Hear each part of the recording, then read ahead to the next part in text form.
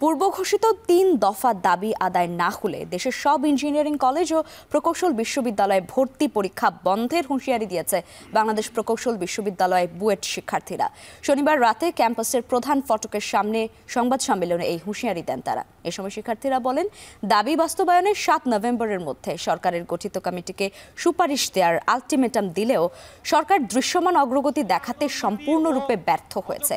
এছাড়া বারবার আশ্বাসের মাধ্যমে সরকার শিক্ষার্থীদের সঙ্গে প্রতারণা করেছে বলেও অভিযোগ করেন তারা। এর আগে ন্যূনতম বিএসসি ডিগ্রি না হলে নবম গ্রেডের কোনো ইঞ্জিনিয়ার পদে কাউকে নিয়োগ না দেয়া সহ ৩ দফা দাবিতে দীর্ঘদিন ধরে আন্দোলন করেন শিক্ষার্থীরা।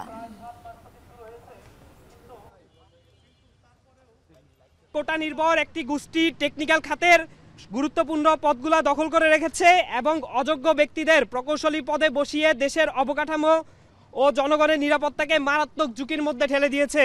ইঞ্জিনিয়ারিং নবম গ্রেড বা সহকারী প্রকৌশলী বা সমমানের পদে প্রবেশের জন্য সবাইকে নিয়োগ পরীক্ষায় উত্তীর্ণ হতে হবে এবং ন্যূনতম বিএসসি ডিগ্রিধারী হতে হবে।